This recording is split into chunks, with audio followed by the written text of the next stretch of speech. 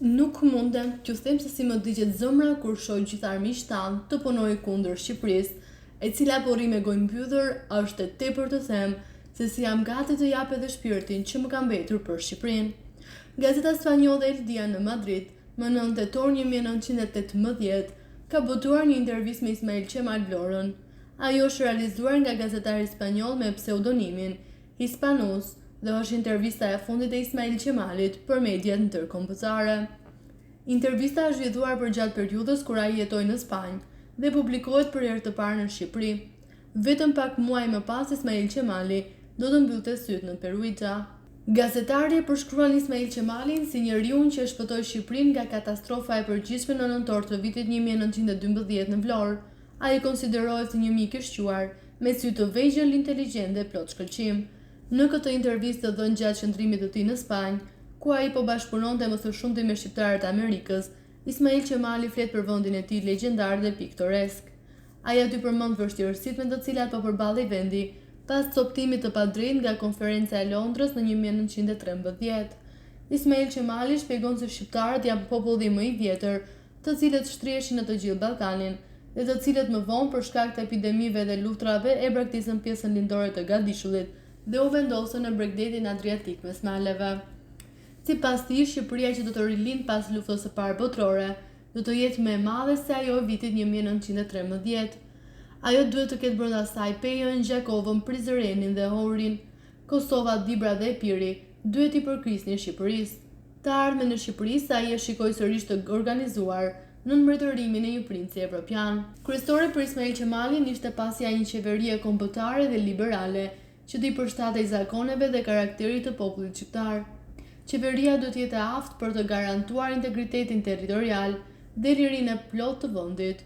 Kërkojmë para së gjithash rilindjen e vendit dhe rikthimin e tij në gjirin e popujve të qytetëruar, thekson ndër të tjerash Ismail Qemali. Gazetari nënvizon në fund të intervistës se në sytë e liderit shqiptar shquhet flaka e patriotizmit për të kulluar.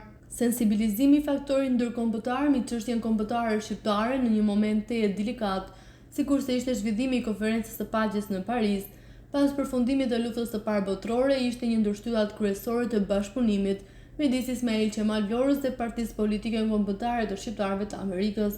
Ismail Qemal Bey Vlora i shfrytëzoi të gjitha kontaktet diplomatike për mbrojtjen e interesit kombëtar.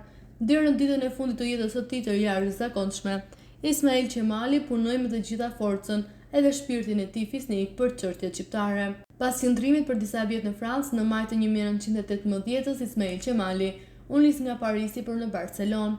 Në këtë periudhë, qeveria italiane nuk e lejonte që të kthehej në Itali ose të shkonte në Zvicër, sepse i ruheshin influencës së tij në komunitetin shqiptar.